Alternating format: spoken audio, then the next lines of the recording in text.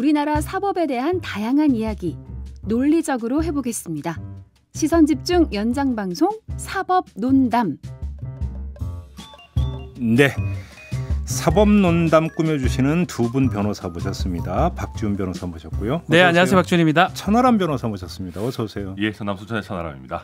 TK님이 오늘 천변 진땀 쫙 빼는 날일 것 같네요라고 이렇게 딱 댓글을 달아주셨는데 주제가 이미 예상이 되고 있다. 네. 이런 이야기인 거죠. 예, 사실 우리가 지난주에 한 주 쉬어가지 않았었습니까? 그렇죠. 한 주 정도 더 쉬었어도 괜찮을 것 같은데 네. 그런 생각이 드네요. 네. 아, 그래요? 예. 오늘 불리할 것 같습니까? 아닙니다. 아닙니까? 예. 이 방어 충분히 할 수 있다. 그렇지는 않은 것 같고요. 제가 저 입장이면 예. 방송국 오기 싫었을 것 같아요. 그래요? 방송하러. 그럼. 어제 밤에도 제가 몇 분하고 인터뷰도 했는데 국민의힘 쪽 정말 국민의힘에서 날고 긴다는 좀 입담이 있는 분들도 무슨 말을 도대체 하는지 제가 도대체 어떤 얘기를 하는지 이해할 수 없을 정도로 사실은 이렇게 방어한다는 게 논리가 있을 때는 방어가 좀 되는데 논리가 좀 부족할 때 네. 사실 쉽지 않습니다. 네. 너무 근데 자신만만해하는 거. 자, 그러면 한번 오늘 네. 박지훈의 창과 천하람의 방패 중에 어떤 게 센지 한번 겨뤄봅시다. 좋습니다. 저 자세는 뭐. 대기실에서 박지훈 변호사님이 작가님이 대본 주니까 오늘 뭐 대본이 뭐가 필요하나 하면서 그래요? 대본이 예. 뭐가 필요합니까? 자, 그럼 우리 박지훈 변호사의 맹활약을 한번 기대해 보면서 네. 이야기부터 한번 해봅시다. 강릉으로 가겠습니다. 권성동 사무총장의 성희롱 발언이 있었다 없었다 지금 뭐 논란이 아주 거센데요. 네. 근데 지금 아직 그 사건의 전모가 밝혀지지가 않아가지고 네. 좀 판단하기가 어려운데 네. 하여간 112 신고가 들어갔고 경찰이 출동한 건 팩트잖아요. 그렇죠. 그거 어떻게 봐야 되는 겁니까? 그럼 그때 당시 상황은? 일단은 제가 이제 이런 일들 하잖아요. 법률가 시각에서 좀 말씀을 좀 드리겠습니다. 1시 15분 정도에 신고를 했더라고요. 네. 부부가 우리 성희롱한다, 국회의원이다라고 하고 1시 뭐 20 몇 분에 다시 신고를 했고 경찰관 12명이 현장에 갔었고요. 네. 결국 12명씩이나 출동해요? 일단 보도된 바에 따르면 중요한 사건이라고 생각했겠네요. 국회의원이 있고 사람들이 꽤 많이 있었던 것 같아요. 국회의원이 있었기 네, 때문에 그 지역구 국회의원이기도 하고요. 그래서 많은 사람들이 갔는데 결국 뭐 모욕죄 등이 될 수 있는데 고소 절차 같은 거 설명하고 복귀를 했다라는 게 지금 보도된 상황입니다. 자, 그거는 보도이고요. 저희 시각에서 봤을 때는 모욕죄라는 거는 추상적으로 어떤 명예를 떨어뜨리는 가치를 떨어뜨리는 어떤 언동을 했다라는 겁니다. 그래서 그런 것들이 얘기가 됐는데 아마 자신의 아내라든지 자신을 좀 비하하는 얘기가 불특정 다수인 있는 데서 했을 것으로 보고 모욕죄가 성립하는 모욕죄는 친고죄입니다. 고소가 있어야지만 처벌할 수 있는 그렇죠. 범죄고요. 경찰이 친고죄니까 고소를 하겠냐라고 질문했고 뭐 고소까지는 안 하겠다라고 하니까 나중에 고소 절차 설명하고 갔던 것 같아요. 그 사실은 최초에 권성동 의원이 해명했던 거 뭐 별 문제 없었다라든지 그냥 갔다라는 거는 좀 잘못된 해명, 그릇된 해명이 아닌가. 어제 보입니다. 민주당에서 신고 내용 문건을 일단 좀 공개를 했는데 보면은 신고자는 그 이제 부부 중에서 그 남편이고요. 이분이 이제 그 신고를 했다라는 거잖아요. 네. 그래서 이제 출동을 했다라는 건데, 근데 권성동 의원이 이제 그 반박을 한 거는 성희롱성 행위가 전혀 없었고 다만 미인이시네요. 결혼 잘하신 것 같습니다. 이 이야기만 했다라는 건데. 그럼 신고를 왜 합니까? 네? 그럼 신고를 왜 합니까? 저한테 왜 그러세요? 아니, 그러니까 이거는 사실은 네. 성인지 감수성 부분일 수도 있어요. 지금 성인지 감수성 이론. 근데 아니 일단 제가 한번 여쭤. 이 발언의 적절성은 어떻게 평가하세요? 안 되죠. 응? 미인이시네요. 결혼 잘하셨습니다. 이 발언의 적절성. 그러니까 일단 저도 두 가지로 좀 층위를 나눠서 봐야 될 것 같은데요. 그러니까 도덕적인 면이 있을 거고 법률적인 면이 있지 않겠습니까? 그러니까 요즘은 사실은 아주 친하지 않은 사이에서는 외모에 대한 언급 자체를 안 하는 게 좋죠. 그렇죠. 그러니까 누가 됐든 뭐 남성이든 여성이든. 네. 그러니까 그런 면에서는 이게 뭐 적절하냐. 뭐 그날 그냥 처음 만났다는 사람이잖아요. 그 옆 테이블에 있는 사람들이었다는 거니까. 그러니까 뭐 도덕적으로 조금 뭐 문제 있을 수 있다. 뭐 잘 모르겠습니다. 아무튼 그거는 그럴 수 있는 것 같고. 근데 이게 법률적으로 모욕이냐 이 정도 얘기 가지고 모욕죄가 성립하기는 어렵죠. 그거는 근데 이제 지금 112 신고 내역에 의하면 신고가 됐다라는 거는 팩트인데 이제 어떤 내용의 발언했는지는 공개가 안 되고 있으니까 여기서 하나 우리가 그러면 맥락으로 살펴보면 추정의 영역이긴 한데 권성동 의원이 밝힌 당시의 상황을 보면 이 남편 되는 분이 다가와서 팬입니다. 사진 찍자고까지 했다라는 거잖아요. 웃으면서 그러니까 실제로 사진 찍었다는 거죠. 그러면 평소 권성동 의원에 대해서 이 남편분이 가졌던 어떤 가장 기본적인 태도는 호감이다. 뭐 나 싫어하는 그렇죠. 사이는 아니었겠죠. 이렇게 봐야 되는데도 불구하고 무슨 일이 있었기 때문에 바로 급변을 해서 신고를 했다면 그렇죠. 미인이십니다. 결혼 잘했습니다. 이것의 적절성 여부를 떠나서 이거 말고 플러스 알파 뭐가 있었기 때문에 그렇죠. 태도가 돌변했다고 봐야 되는 거냐. 저는 그 얘기를 지금 하고 싶은 거예요. 뭐 우리 천변의 얘기도 일부 맞겠죠. 도덕적, 법률적 이건 확인할 수가 없습니다. 아직까지. 네. 그렇지만 최소한 피해자 내지 피해자가 뭐 피해자 남편일 수도 있어요. 누가 피해자인지 지금 확인도 안 되고 있습니다. 어쨌든 본인이 느끼기에는 범죄라고 봤던 것 같아요. 모욕죄라고 봤기 때문에 권성동 의원이 얘기했던 취지 뭐 예컨대 미인이다를 달리 표현했거나 다르게 인식되게 표현했거나 아주 속되게 표현했거나 등등 제가 말할 것도 없어요. 이게 성인지 감수성입니다. 피해자 기준으로 지금 보도록 법원 판례가 많이 바뀌었거든요. 그것도 상관 조금만. 거기에서 일단은 신고가 됐다는 게 저는 가장 중요한 거예요. 신고가 안 됐으면 모르겠지만 신고가 됐다라는 거는 이 권성동 의원이 지금 해명하고 얘기하는 거하고는 정반대적인 상황이 아닌가. 전 한 가지 더 얘기 좀 제가 말씀드려서 죄송한데 옆에 기자들이 있었잖아요. 6명 따라다녔다면서요. 뭐 하는 사람들입니까? 그 얘기를 꼭 드리고 싶어요. 그 사람들이 이 기사를 제일 먼저 냈었어야 돼요. 백차가 12명 연락하면 최소한 4-5대가 삐요 하고 왔을 건데 네. 기자라는 사람이 그 따라다니면서 마크맨이라고 하는 거잖아요. 그러면 뭐 그 편 들지 뭐 그건 모르겠지만 최소한 보도가 돼야 될 부분이고 그걸 확인해 줘야 돼요 지금. 사실 우리 국민들이 알아야 될 부분 아니겠습니까? 뭐 제가 도덕적인 부분을 얘기하지만 어쨌든 간에 법률적으로 피해를 봤다고 신고를 한 거예요. 그 사람들 입장에서는 신고가 뭐 고소까지 이어지진 않았겠지만 지금 단계에서는 그렇다면 옆에 있던 그 많은 기자들이 그거 하라고 보내놨더만 술이나 묻고 앉아 있고 그게 뭐 하는지 그럼 아니면 최소한 보고를 해가지고 아니면 또 다른 기자들은 그 자리에 동석했던 기자들을 또 취재를 해야 되는 거 아니에요? 제가 기자 일들 잘 몰라서 하는지 몰라도 이런 걸 하라고요 기자들이. 편들지 말고. 그러니까 저도 이제 뭐 같은 그 팩트의 해석이 좀 다른데, 그러니까 저는 그렇게 생각하는 게 이게 기자분들이 권성동 의원이랑 이렇게 뭐 자리를 같이 할 정도면 친한 기자들일 수도 있습니다. 뭐 친한 기자들일 수도 있는데, 근데 기본적으로 기자들이 이렇게 여러 명이 복수로 있었고 정말로 누가 봐도 문제가 될 게 명확하다면은 요새는 아무리 친한 기자라도 당연히 보고하고 기사 쓰고 그러거든요. 못 믿겠습니다. 못 믿으신다 이거 할 말은 없는데 6명이 한 명도 이거를 보도를 안 했다는 게 말이나 됩니까? 이게? 근데 제 얘기는 그래서 그러니까 뭔가 정말로 문제될 만한 발언이 있었다면 저는 기자들이 가만히 있지는 않았을 거다. 근데 여기서 우리가 하나 체크를 해야 되는 게 이거는 뭐 삐뽀하고 뭐 그 경찰차가 왔다 이런 거니까 그 전반적인 상황이 중요한 게 아니라 지금 남편 되는 분이 신고를 하게 됐던 결정적인 그 행위가 발생하는 시점에 기자들이 옆에 있었느냐 아니면 먼저 나가 있었느냐.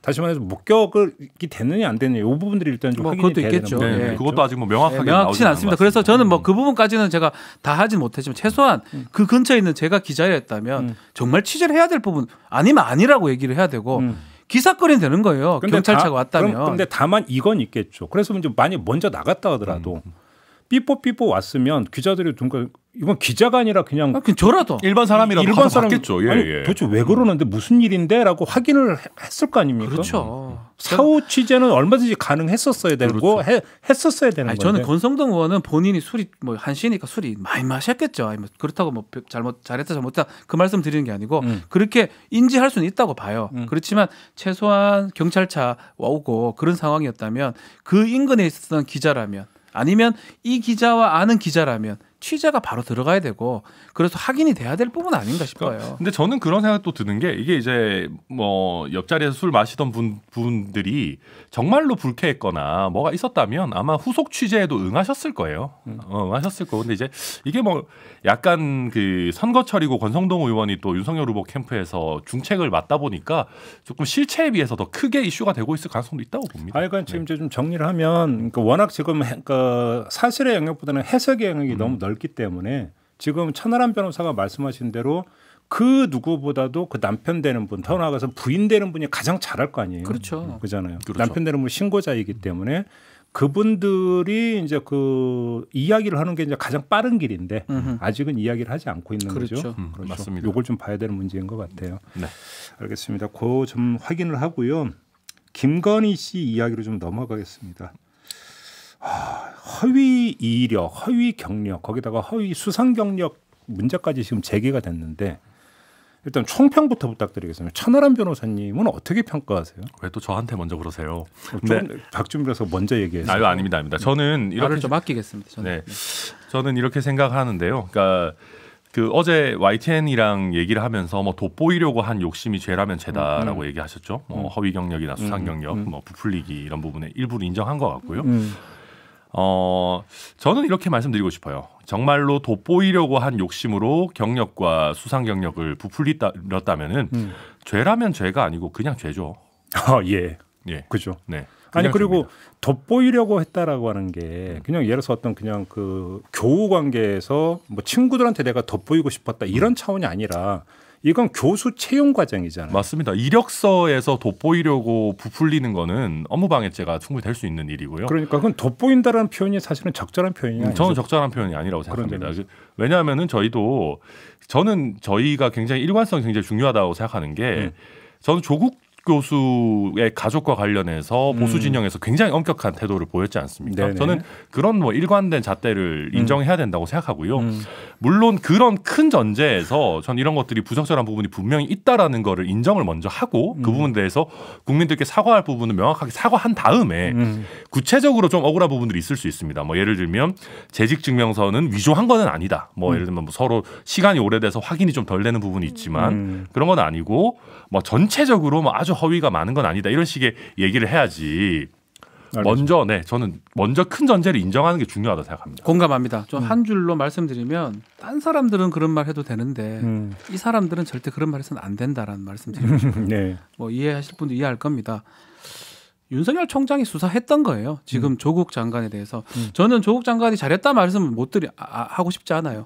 어쨌든 범죄라는 측면에 봤을 때는 업무 방해죄라든지 뭐 위조죄라든지 허위 문서 작성죄 등등이 성립해서 또 실형도 지금 선고받고 대법원 계류 중인 사안입니다. 예. 그런 상황에서 또 뭐 예컨대 최강목 대표 같은 경우도 뭐 인턴 증명서 같은 거 과장해서 허위 작성했다 해가지고 지금 집행유예 단계에서 2심을 받고 있어요. 네. 그거는 제가 다른 방송에도 얘기를 했지만 앞으로 이제 문서 작성이나 이런 거에 대해서 약간의 추호의 문제가 있으면 검찰은 이제 기소를 해야 된다. 공평의 차원에서라고 요 차범원에서도 얘기를 했던 적이 있는데 그렇게 기소했던 거잖아요. 그러면 본인들은 그런 말 하면 안 돼요. 저는 그래서 이 부메랑이 된 것 같아요. 딴 사람은 그럴 수 있어요. 우리나라 인지 상정상 진짜 돋보이기 위해서 뭐 그런 말 충분히 한 번 정도는 들을 가치가 있어 보이지만 딴 사람 그런 말 하더라도 이 사람들은 그런 말 하면 안 됩니다. 근데 바로 그 지점에서 이 사람들은 하면 안 돼요. 바로 그걸 의식했는지 김건희 씨는 진학을 위한 것도 아닌데 뭐가 문제냐? 어디서 말이 안 되는 소리 합니까? 진학보다 이게 더 나쁜 거죠. 네. 대학 가는 거에 자기 혼자 문제지만 교수가 선생님이 아이들을 속이는 거잖아요. 결국은 그래 따지면요. 이건 전 더 말이 진학하는 거야 한 명 딸랑 떨어뜨리지만 교수는 가면 자기한테 공부 배우는 학생들 다 거짓말 치는 거잖아요. 제가 이상합니까? 네. 저는 뭐 겸임교수 지원 안 해봤습니까? 해보셨습니까? 해보셨어요?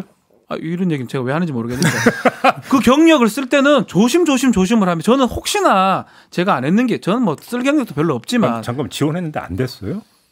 떨어졌습니다. 예. 저도 돋보이게 적었어야 되는데 사심이 많이 나오시네요. 돋보이게 적었어요. 돋보이게 못 적어서 떨어졌는 것 같은데 어쨌든 간에 어떤 걸 적든지 간에 우리 다 경력서 적어보잖아요. 하나하나가 조심스러운 거예요. 저는 사실은 저희 과가 공법학과입니다. 제가 경북대학 공법학과를 졸업을 했는데 그 다음 해부터 법학부로 바뀌었어요.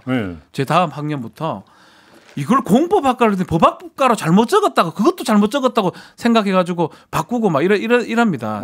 공짜 하나 빼고 안 빼고 사실 똑같거든요.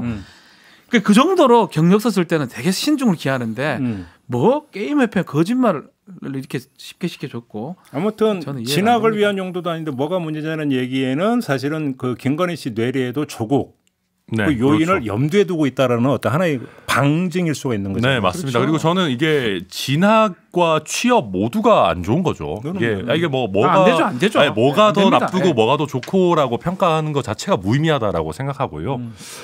뭐 이제 대신에 뭐 예를 들면 그런 얘기는 할 수 있겠죠. 뭐 내가 위조를 한 건 없다. 뭐 이렇게 얘기를 했다면 차라리 우리가 뭐 인정을 할 수 있을 수 있는데 진학 목적이 아니기 때문에 괜찮다. 저는 이거는 아닌 것 같고 그리고 그런 얘기도 하죠. 본인이 이게 좀 소개를 받아서 그러니까 다른 사람의 기회를 없앤 게 아니고 네, 맞아요. 소개를 받아서 지원을 했기 때문에 이게 뭐 그렇게까지 큰 문제가 없는 거 아니냐 하는데 저는 그 얘기도 안 맞다고 생각해요. 그럼요. 아무리 소개를 받아서 지원을 해도 당연히 그 이력을 부풀려서 안 되는 거죠. 더더욱 소개를 받았으면. 전 뭐 아니 근데 오늘 뭐 공감이 되니까 네. 뭐 크게 제가 반박할 건 없고요. 지금 뭐 안 된다 하잖아요. 근데 뭐 또 다른 또 이쪽 보수 쪽 그 윤석열 캠프 쪽에는 뭐 하는데 뭔 말하는지 잘 모르겠어요. 근데 우리 천 변호사는 뭔 말인지 알겠습니다. 네. 예. 잘못됐다는 거 맞죠? 잘못했죠. 두 분의 합이 너무 잘 맞아. 잘못됐다는 거 맞죠? 뭘 몇 번 왜 자꾸 그러세요, 또 변호사님? 궁금해서 혹시나 또 그냥 그러면 자 어제 윤석열 후보는 관훈클럽 토론회에서 부분적으로는 문제일지 모르지만 전체적으로는 거의 아니다라고 주장을 했잖아요. 저는 그거가 제일 웃깁니다. 뭔 소리예요? 위조죄가 뭐 0.11 위조는 아니고 뭐 이게 말이 안 되는 얘기입니다. 위조죄는 그 하나가 바뀌면 이제 지금 뭐가 문제되냐면 재직증명서가 지금 수원여대에서 그걸 가지고 있더라고요. 그럼 결국은 재직을 하지 않은데 재직증명서 갔다라는 거는 누가 그것을 작성해서 냈다라는 거예요. 위조죄가 되는 거거든요. 그 부분은 네. 업무방해죄도 되겠지만 위조죄가 성립하는 거는 사실은 한자만 바꿔도 위조죄가 되는 거예요. 왜냐하면 자기가 작성할 권한이 없는 사람이 권한했으면. 그런데 그거 법리를 제일 잘 알고 그렇게 그 뭐 기소만 했잖아요. 네. 약간만 바뀌어도 안 된다면서 최강욱 대표 기소해가지고 마지막 날 기소해서 난리를 치고 뭐 난리를 쳤잖아요. 윤석열 총장 의도라고 저는 보고 있는데 네. 그렇다면 본인이 기소한 걸 생각해 보면 뭐 정말 조금이라도 잘못되고 허위고 있고 가장이 있으면 전체가 문제가 된다고 말하는 게 맞겠죠. 그러니까 저도 뭐 조금이라도 문제가 있으면 잘못됐다는 거에는 전제는 동의를 하는데 다만 이게 우리가 이제 사법 논담이니까 좀 법률적으로 잘라서 보자면은 지금 게임협회 이런 데에서 재직증명서가 나오고 있죠. 근데 재직증명서가 지금 현재 YTN 보도에 의하더라도 위조가 됐다라는 얘기는 안 나오고 있어요. 안 나오고 있어요. 네, 그러면 이 재직증명서의 작성 권한자는 그 게임 협회인 거죠. 협회장인 거죠. 근데 이 협회장이 실제로 이걸 작성했고 날인을 했다면 최소한 이 부분에 대해서 김건희 씨의 책임은 아닙니다. 그러니까 그거 이게 국에 한 글자만 달라도 위조다라는 말씀은 맞을 수 있는데 바로 그 지점에서 네. 잠깐 이제 아까 그 누가 윤희석 특보고 이야기하면서 그 내용이 나와서 그러니까 그 재직증명서 발급된 게 2006년인가 그렇잖아요. 예, 뒤늦게 발견됐고 그리고 이제 그때 당시에 이제 그 김모 회장 명의로 이제 그 협회장 이게 돼 있었고, 근데 그 김모 회장이라는 사람은 김건희는 전혀 모른다라고 이야기를 했고. 그 다음에 이제 그러면 예를 들어서 이제 그 협회장은 비상근이었으니까 실무, 그러니까 상근 실무자가 네. 뭐 그러니까 그 회장 저기 직인 갖고 관리를 했었으니까 할 수 네. 있겠죠. 근데 사무총장도 모른다라는 거잖아요. 이렇게 놓고 보면 그 재직증명서의 발급 경위도 현재로서는 안 밝혀져 있는 그래서 거예요. 지금 그것도 맞습니다. 웃긴 거예요. 엄밀하게 얘기하면. 재직증명서라는 거는 현재 재직했을 때 떼어주는 겁니다. 저도 재직증명서 같은 걸 떼어주기도 하고 떼기도 하니까 잘 아는데 만약에 그 뒤늦게 했으면 경력증명서라고 하죠. 그렇죠. 그렇죠. 근무사실 확인서라고 하죠. 그렇게 하니까 그 이름도 좀 특이합니다. 이상하다고 봐야 될 것 같고. 그래서 그렇다면 천 변호사는 누가 작성인지 모른다 하지만 최성애하고 똑같은 거예요. 동양대 표창장 사건하고 뭐 유사한 거예요. 아니, 그거는 아직 사실관계 나온 게 그렇다면 없습니다. 예. 그래서 유사한 거기 때문에 충분히 뭐 공소시효만 된다 그러면 충분히 조사할 가치가 있는 상황인데 좀 문제는 이제 공소시효가 지금 지났다라는 게 근데 이게 저도 뭐 그 부분 우리 방금 진행자께서 말씀하신 부분은 확인해 볼 필요 있다 생각하는데 근데 게임 협회 자체가 당시에 좀 허술한 상황이었다 뭐 그런 얘기들이 많이 나오고 있죠. 뭐 이렇게 아직 협회라는 게 아주 잘 설립이 되거나 상근자가 많은 그런 건 아니었고 좀 어수선한 상황이었기 때문에 뭐 누가 도장을 찍었는지 좀 확인이 안 되고 있다라는 얘기들이 나오고 있는데 어떤 상황이든지 간에 동양대 표창장이라고 좀 다른 것 같다. 현재 상황에서. 이걸 김건희 씨가 자기가 도장 파서 찍은 것 같은 느낌은 아니거든요. 아니면 자기가 게임산업협회에 가가지고 협회장 도장을 자기가 직접 찍고 이런 건지는 아직 그런 상황은 전혀 밝혀진 바가 없다. 예, 그거는 제가 말씀드립니다. 이제 그 증명서 발급 경위는 아직 안 나왔다. 네. 요거까지만.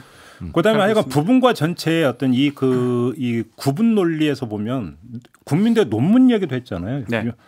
근데 학위가 취소될 표절과 그 정도 수준은 아닌 표절이 나눠질 수 있는 겁니다. 아니요, 우리 박준 변호사님 박사님이시잖아요.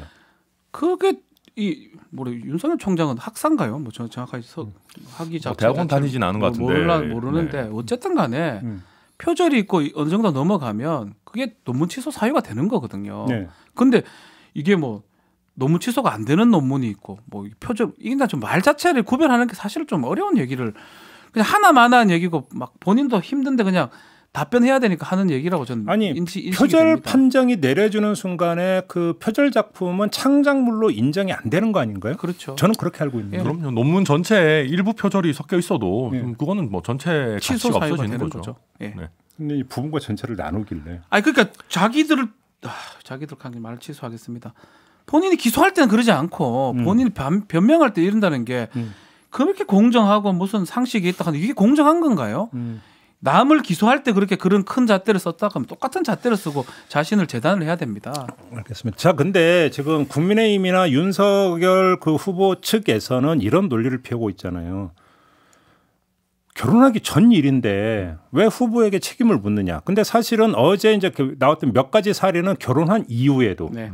예를 들어서 국민대 그 초빙 교수인가 겸임 교수인가 지원할 때도 2014년이었는데 2014년인데도 네. 바로 이 수원여대 지원했던 그 동일한 어떤 이 그 경력상을 기재를 했다니까 그건 결혼 후가 되니까. 근데 이런 걸 떠나서 결혼 전과 후로 나눠서 논리를 펴는 거에 대해서는 어떻게 평가를 하십니까? 저는 그것도 좀 안 맞다고 생각이 들어요. 뭐 지금 법적인 얘기, 일반인들이라면 당연히 그런 얘기를 할 수가 있겠죠. 네. 저한테 저희 아내를 물어보면 제가 우리 아내 결혼하기 전에 뭔 짓을 했는지 뭔 책임을 져야 됩니까라고 할 수 있지만 굳이 또 형수님 얘기를 뭔 짓이라고 또 하시면 어떡합니까? 뭔 일을 했는지 제가 근데 그럴 수 있지만 다른 위치에 있어요.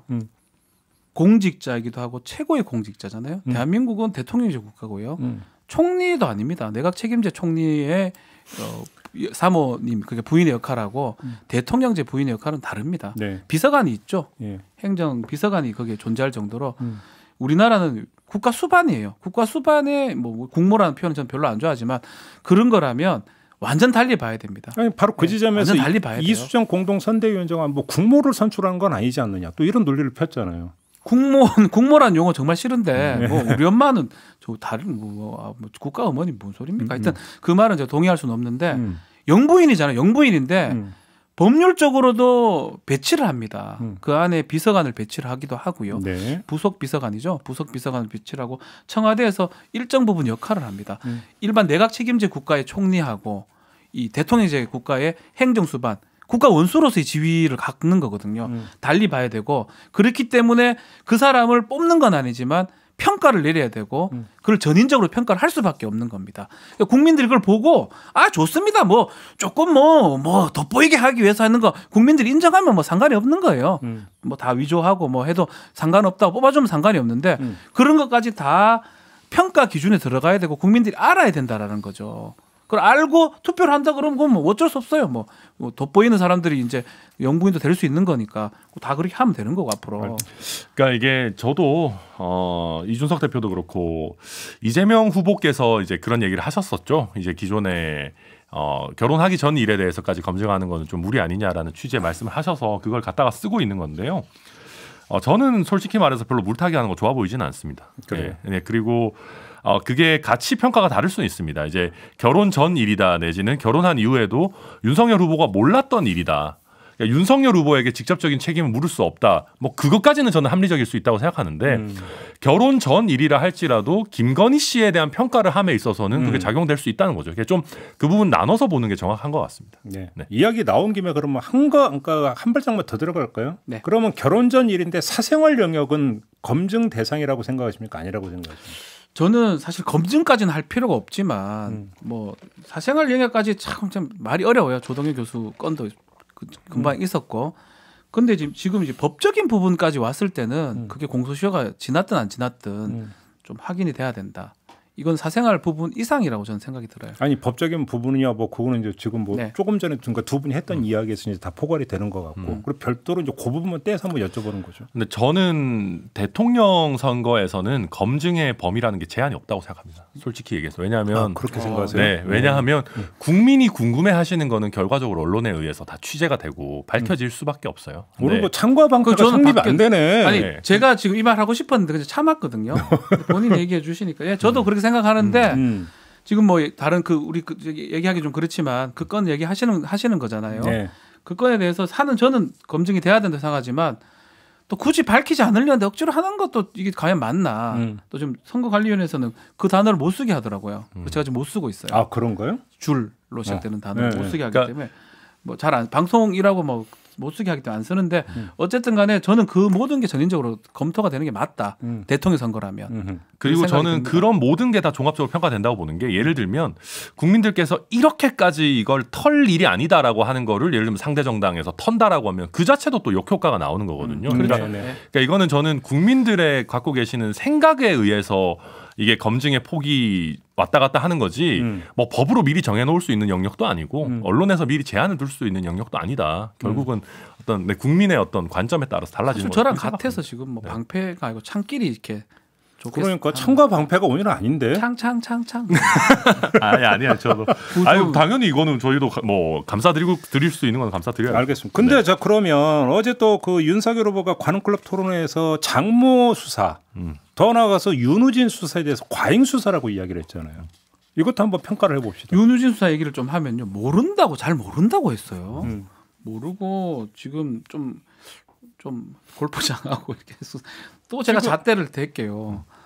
모를 수가 없고요. 지금 윤우진 씨 관련해서 윤석열 후보에게 제기된 의혹은 두 가지죠. 하나는 윤석열 접대 대상이 윤석열 후보도 포함이 됐다더라라는 골프 이야기 접대 등등 하나. 그다음에 후배 전관 변호사를 소개해줬다더라. 이모 변호사를 소개했다라는. 이 두 가지인 거죠. 이미 청문회 과정에서 뉴스타파인가요? 보도된 게 있죠. 그 이모 변호사 소개해주라. 그분도 특수통 검사입니다. 아주 친했던 사람이고 그 사람이 갔기 때문에 그것도 제가 봤을 때 공소시효는 좀 문제가 됩니다. 공무원 업무상에 있는 사람이 변호사를 못 소개해주도록 돼 있거든요. 그 부분이 지금 하나 문제가 되는 거고 또 하나는 말했다시피 윤우진 당시 세무서장이 골프 접대 등등을 했다라는 거기에 혹시나 윤석열 지금 후보가 껴 있는 거 아니냐 그 부분이거든요. 근데 그거 자체를 자기는 잘 모른다, 과잉 수사다라고 하는 게 사실 그러면 제가 한번 다시 우리 천 변호사한테 얘기를 좀 드려보겠습니다. 어째 그걸 모를 수가 있으며 뭐 해야 그러면 수사가 제대로 되는 거 가만 놔두면 됩니까?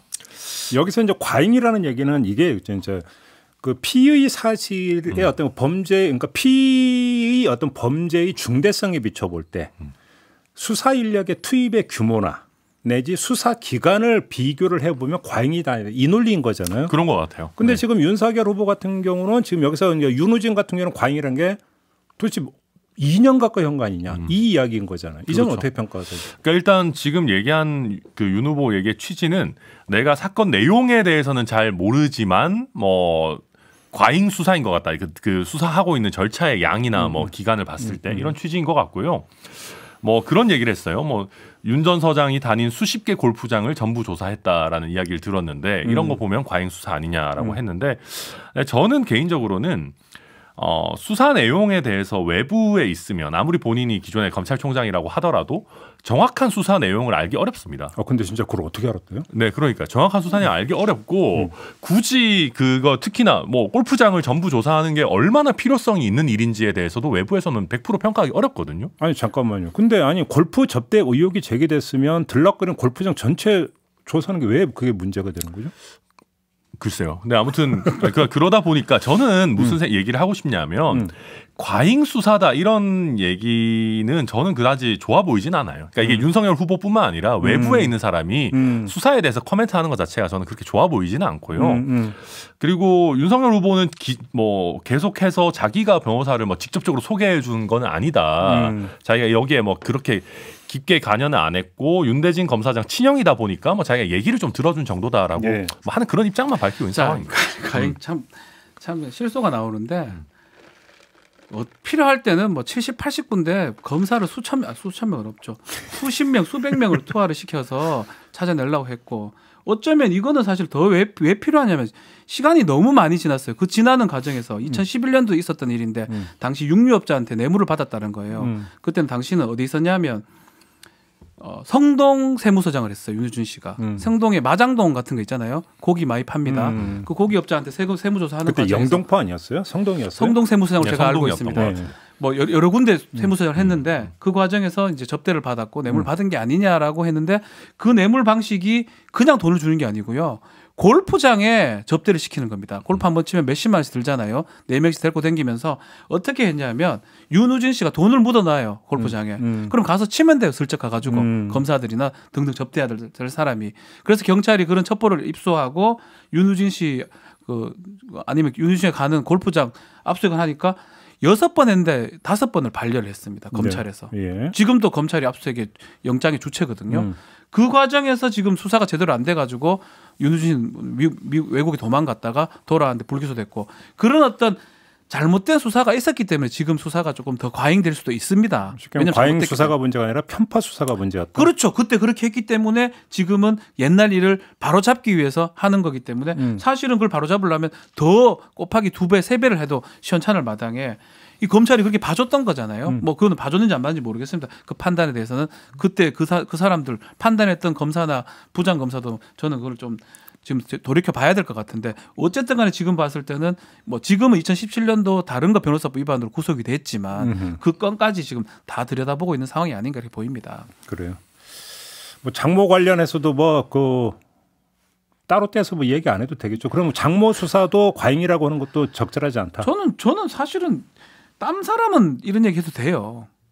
저 같은 사람은 이제 우리 장모를 이렇게 조사를 하면 왜 조사를 합니까? 이렇게 너무 과잉. 근데 이분은 그 얘기를 하면 안 됩니다. 딴 사람은 하더라도 이분은 하면 왜요? 안 돼. 이분은 그 조사를 했던 사람 아닙니까? 뭐 직접, 공정, 그쵸. 공정. 뭐 그게 정말 중요해서 대통령까지 나오려고 했으면 네. 자신이 휘둘렀던 칼만큼 자신의 역시 또 이제 조국 같이 전 조국 얘기 안 하고 싶은데 자신이 휘둘렀던 칼만큼 같이 휘둘러야 됩니다. 결국 제가 얘기한 거 부메랑이 된 거예요. 자신이 했던 잣대만큼 해봐요. 어떻게 할 건데? 그 이런 말 할 수가 있겠습니까? 그러니까 저는 그리고 지금 이제 장모에 대해서 물론 이제 그 개인적인 영역으로 들어가면 뭐 억울한 부분을 얘기한 부분이 있을 수 있겠죠.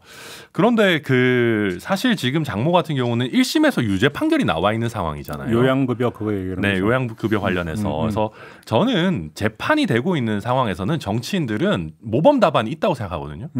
재판 진행 중인 상황이기 때문에 법원 판단을 기다려 보겠습니다라고 하면 됩니다. 그렇죠. 모든 모범 답안이. 저도 아직 1심에서 유죄가 나왔고 항소심에서 뒤집어지기 전인 상황에서 억울한 부분을 공개적으로 토로하시는 거는 저는 그렇게까지 적절하지 않다 생각합니다. 알겠습니다. 비슷하게 얘기를 하니까 제가 할 말이 없습니다. 그러니까요. 제가 오늘 막 좀 목소리를 내보려고 했는데 네. 창창창이라고 있어가지고 3분의 2를 진행한 중간 정리는 창과 방패는 아니었다. 네, 창창창. 그렇죠. 그리고 천 변호사님 생각 많이 공감이 되고요. 네. 자, 창창창이 아니라 다 함께 차차차였다. 이거면 안 되는데 이거. 정리를 하고 네. 자 마지막으로 이거 한 분 좀 여쭤볼게요. 지금 고발 사주 의혹 사건 그 취재를 했던 기자들의 통신 기록을 공수처에서 들여다봤다. 해갖고 몇몇 언론이 막 지금 막 뭐라고 하던데 이거 어떻게 봐야 되는 겁니까? 지금 이제 기자도 기자지만 회계사도 있고요. 제가 아는 변호사도 있더라고요. 통신 기록 열람 그 대상이. 예. 김준우 변호사 뭐 같이 방송도 네, 하고 하는데. 저기 정치인사 지금 같이 예, 하는 정치인사 같이 하고 자주 막 보는. 왜 끝까지 들여다본지는 잘 모르겠습니다. 옛날에 이제 저도 사실은 실무적인 게 저희 한 20년 전에 제가 했던 거라서 그때는 연결 계좌라고 있어요. 예컨대 대상자가 있으면 대상자한테 돈이 갔으면 그 앞에 돈 준 계좌가 있을 거고 이제 그 계좌에 또 그 계좌. 그래서 사실은 무한정 볼 수 있었거든요. 정말 저희는 편하게 좀 수사를 했던 것 같아요. 한 개 영장만 받아놓으면 그때는 영장이 필요했었나 모르겠는데 영장 받아놓으면 거기서 돈 들어가고 나가고 연결 계좌까지 다 달라고 영장을 우리 청구를 합니다. 그것도 너무 심한 거 아니야? 이거야말로 과잉 수사. 그래서 바뀌었습니다. 제도가 바뀌었습니다. 네. 그 후로는 안 되고 있어요. 네. 20년 전의 얘기예요. 그러다 보면 그냥 쉽게 그 통장들 다 들고 와가지고 분석만 하면 돈이 이렇게 흘러갔구나 알 수가 있는데 지금은 그렇지 않거든요. 하더라도 직전 계좌밖에 안 돼요. 네. 딱 이게 A, B 오고 가고. 네. 그렇다면 김준우 변호사라든지 김경률 회계사라든지 기자들이 김준우 변호사님 별로 아는 거 없거든요. 그 사람 와 섭섭하게 그러니. 그 사람 연관성이 없지 싶은데 고발 사주에 관련 사건에 대해서 그거에 제가 알기로는 뭐 관련자가 아니니까. 왜 관련자가 아니에요? 공수처가 왜 그까지 그러니까 바로 그거잖아. 관련자가 아닌데 왜 들여다 보는 저는 거죠? 저도 사실은 많이 고민을 해봤어요. 이게 왜 했을까? 근데 저는 제가 아는 수사나 제가 아는 방식으로는 김준우라는 사람을 생각을 해보면 저 사람 걸 왜 봤을까? 본인은 혹시 왜 본인은 얘기는 들어봤어요? 예, 물어봤어요. 뭐라고요? 본인도 모르겠대요. 저한테 형 그러는데 저가 뭐 쟤를 왜 볼까요? 되게 착한 분이거든요, 우리 김준호 변호사. 저 되게 좋아하는데. 또 그러면 정의당 그 무슨 일을 하고 이러잖아요. 상관도 없는 사람이 사실은 어떻게 보면. 그리고 저는 사실은 공수처가 이런 게 자꾸 나오는 게 문제라는 생각이 들어요. 그러게 아니 이건 뭐 왜 그랬는지를 알아야 우리가 평가를 할 텐데. 그렇죠. 이거는 또 저도 이건 또 박 변호사님 얘기가 너무 공감되니까 더 할 얘기가 별로 없는데 그 공수처가 처음 출범할 때 우리 처장님께서 그런 얘기 하셨습니다. 인권 친화적인 수사 기구가 되겠다. 맞아요. 그런 얘기 엄청 하셨어요. 근데 그 똑같거든요. 이거 통화도 보면 예를 들면 실제 통화의 대상자 어느 정도 좀 찍어놓고 그 사람의 이 가지를 따라갑니다. 보통 당연히 그런 거 아니겠습니까? 근데 이게 그런 게 아니고 그 시기에 뭐 했던 사람 전부 다 통화 내역을 털어본다. 이거는 검찰도 요새는 잘 안 하는 일이거든요. 아니, 그러니까 일전에 한번 뭐 이제 기자 그 통화 기록 열람에 대해서 논란이 됐던 게 그때는 예를 들어서 피의 사실 공표 의혹이 있어가지고. 그렇죠. 뭔가 있으니까 이제 그거에서 딱 이렇게 따서 하는 건데. 피의 사실 공표의 통로 가운데 하나가 언론이니까. 그럼 혹시 이 기자한테 피의 사실을 공표했는가를 추적하기 위해서 조사하는 거는 얼마든지 할 수 있죠. 그렇죠. 피의 사실 공표 행위라고 하는 게 지금 이제 범법 행위가 되니까. 근데 지금 이거는 그것도 아니잖아요. 아니, 그래서 제가 좀 이해를 못 하겠다는 거예요. 뭐 이해를 해볼라 해도 공수처가 좀 그러니까 저는 요새 공수처가 너무 마음이 급한 것 같아요. 쉽게 얘기하면 뭔가 뭐라도 좀 해야 된다 이런 거에. 제가 좀 안타까운 게 영장도 뭐 2번 구속 영장이 기각돼 버렸고 특히 손준성한테 한 사람에 대해서 했던 것도 이런 영장도 좀 문제인 거 있는. 근데 우리가 여기서 하나 보죠. 그러니까 통신기록 그러니까 조회라고 하는 게 예를 들어서 그러니까 그 박지훈 기자라고 하는 기자가 누구하고 통화했는지 통화 기록을 쫙 그러니까 들여다보는 게 아니라 어떤 예를 들어서 고발수와 관련 사건 인물의 어떤 그 통화 내역을 보니까 이 번호가 나오는데 이 번호가 누구 번호냐 그러니까 소유자 이거를 조회하는 거라면서요. 그런 거라면 뭐 통신기록 조회가 그거라는 그런 거예요. 건데 그런 거라면 이렇게 보도 문제 삼을 거면 제가 알기로는 그 내용을 다 들여다봤다. 그러니까 여기서 우리가 지금 하나 추정을 해야 되는 게 기자들의 통화 내역을 다 들여다봤다가 아니라 고발 사주 관련자의 어떤 뭐냐면 핸드폰 번호를 입수를 해가지고 통화 기록을 그러니까 뒤지다 보니까 거기에 이제 모르는 번호가 쭉 나오니까 이 번호가 누구의 번호인지를 그러니까 통신사에 조회를 했다. 이런 거라면 할 수 있는 거잖아요. 뭐 그런 그 정도는 할 수 있죠. 그 정도는 할 수 있죠. 그러니까요. 그 정도라면 이렇게 문제 삼을 일 없습니다. 그러니까 그 이상인 것 같아요. 근데 지금 그렇죠. 지금 보면 나오는 내역이나 그러니까 숫자나 이런 걸 보면 그렇게 하려고 그렇게 설령하더라도 적당한 기간을 정해야 됩니다. 그러니까 그래도 해당 노선과 그 해당 노선의 그 통화한 적당한 기간을 정해서 핀포인트로 하는 게 일반적인데 아주 넓은 기간 동안 그걸 다 따보는 거는 매우 이례적인 일인 건 맞습니다. 그렇죠. 네. 무차별적으로 그냥 뭐 전체 예를 들어서 몇 년치를 한꺼번에 들여다본다. 이거는 좀 뭐 성립이 안 되는 이야기죠. 법원에서 좀 이해가 좀 안 돼요. 하여튼. 그렇죠. 일단 이거는 뭐냐면 뭐 판단할 근거가 없다. 왜 그랬는지를 알 수가 모르겠다. 없으니까 이해가 안 돼요. 잘. 다만 그냥 그 이 번호가 누구 번호인지를 확인하는 차원이었더라면 그거면 뭐 사실 이해할 수 있는 부분 유일하게 이해할 수 있는 부분일 것 같아요. 그러니까요. 알겠습니다. 그 점 이거는 그러니까 뭐냐 결론이 아니라 체크 포인트가 이거다. 요것만 정리를 하고 그냥 넘어가야 될 것 같네요. 알겠습니다. 오늘은 너무나 화기애애. 이재명 후보 얘기는 안 합니까? 뭔 얘기요? 너무 이쪽만 얘기하니까 좀 그런데. 그러면 그 얘기 합시다. 그런 말씀 하시는 게 더 이야기 나온 김에 어제 너무. 이준석 대표하고 인터뷰했는데 그러니까 그 김건희 씨 이야기하니까 뭐 그런 식으로 따지면 이재명 후보의 전과 그러니까 그 얘기를 좀 해볼게요. 해보세요 한번. 천변도 답변을 해주죠. 전과라는 게 이제 4가지 전과입니다. 음주 전과는 저는 어떻게 뭐 비호하거나 변호할 수는 없지만 나머지 3가지 전과는 글쎄요 우리 학생운동 같은 거 하면서 전과 뭐 시 법률 전과 집시법 위반 전과들 국회의원들도 많아요. 그거랑 저는 유사하다고 보거든요. 검사 사칭죄 같은 경우도 정확하게 말씀을 드리면 이 기자랑 같이 통화하면서 옆에 이제 있었던 거예요. 공무원 자격 사칭 같은 거. 그때 그 기자는 취재하는 과정에서 공적인 부분들이 꽤 많았습니다. 뭐 그게 현행법 위반이 아니다고 얘기는 할 수는 없지만 충분히 납득할 수 있는 내용들이 다 있다라는 거예요. 나머지 전과 3개는 다 그런 거기 때문에 암만 그렇게 얘기하더라도 저는 무슨 전과 사범이니까 나쁜 놈이다.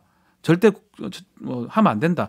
그렇게 한다면 그쪽에 있는 예컨대 MB 대통령이나 뭐 전과 더 많잖아요. 아니 간단히 뭐 상대 후보가 전과 사범인데 뭐 그러니까 거기에 준해서 이게 뭐가 문제냐? 그 말이 안 된다는 거예요, 제 말은. 그러니까 아니 뭐 저도 기본적으로 물타기 하는 게 좋아 보이지는 않는데요. 근데 다만 저는 그 이재명 후보 측에서 민주당에서도 보면 이게 뭐 개별적으로 따져가지고 아주 중요한 순간이라서 뭐 음주운전 안 할 수가 없었고 뭐 그런 음주운전 잘못했어요. 그건 잘못했어요. 네, 박 변호사님이 그렇게 하시는데 그 음주운전 한 사람 다 그럼 국회는 하지 말라 그래요. 그러면 저는 국민의힘도 많잖아요. 저는 그랬으면 좋겠어요. 저도 그랬으면 그럼 좋겠어요. 저도 자리도 많아지고. 저는 음주운전 안 했기 때문에 저는 전과 1도 전과 없죠. 저는 전과 1도 없는데 예.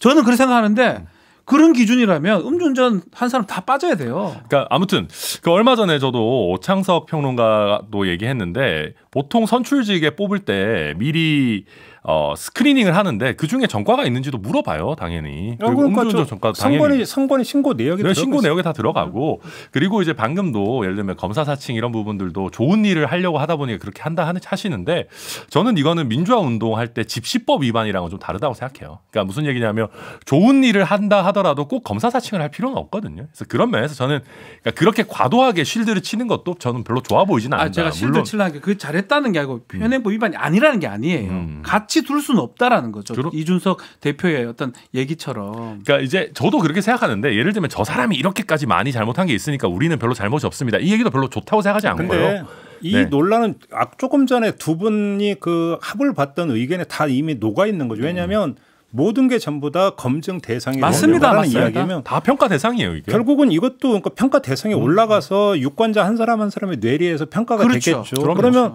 똑같이 그럼 이것도 평가 대상에 올라갔으니까 이것도 평가 대상에 올라가면 된다. 맞습니다. 오히려 논리가 이렇게 가면 되는 거죠. 유권자가 판단하라는 거예요. 음주운전 했어요. 그러니까 이명박 대통령 때도 예를 들면 전과가 많았지만 이 사람이 그걸 뛰어넘을 만한 능력이 있다고 생각하면 뽑는 거고. 예, 저는 그게 뭐 정답. 그런데 그것을 막 전과 사범이니까 예를 들어서 막 그게 막 아주 나쁜 그런 게 아니고 요런 측면이 있다는 걸 설명을 해야 되니까 제가 말씀을 드리는 거예요. 네. 알겠습니다. 마무리하려고 했더니 우리 또 박준 변호사가 긴급 그 진행 발언을 하시는 바람에 잠깐 너무 여유 있어 보이셔서 조회수도 많은데 계속 하시죠. 왜 그러세요? 뭐좀 하루 종일해도 될 것 같아요. 우리 천변 또 다른 방송 가셔야 되잖아요. 지금 맞습니다. 왜 영업 거기 가서도 힘들 건데 굳이 가지 마세요. 거기 힘든 거 많이 지나갔더라고요. 저 뒤에 들어가는 거라 가지고. 예. 오늘 내일 안 가시는 게 저는 좋을 것 같은데. 너무 지금 기가 살았어. 맞습니다. 아니 근데 이런 날도 있죠. 뭐 저런 날도 있는데. 김건희 소환 물어본다 그럼 또 왜 안 할까요? 소환 아예 안 할 수 있을 것 제가 같아요. 요 한마디만 제가 어떤 방송에서 거의 뭐 끝난 것 같은데 분위기로 제 생각에 일부러 박 변호사님 물 먹으라고 이렇게 안 하신 것 같아요. 제가 이제 꼭 이 얘기를 했습니다. 이제 예를 들어서 이제 어떤 방송에서 다음 주 일면이 뭐가 될 것이냐 하면 제가 한 3, 4주 연속으로 김건희 씨 얼굴이 나올 것이다.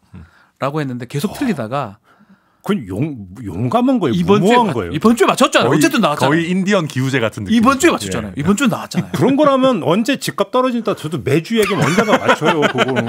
그거는 저는 언젠가 통일돼. 저도 대 예언할까요? 한 달 정도밖에 안 기다렸으니까 또 얘기를 하겠습니다. 이제 소환됩니다. 아니에요. 마무리할게요. 예, 네, 여기서 끊는 게 나을 것 같아요. 알겠습니다. 자, 이렇게 마무리하고 서반문단 끝나겠습니다. 천하람 변호사, 박준 변호사 수고하셨고요. 저도 함께 물러가겠습니다. 고맙습니다. 감사합니다. 감사합니다.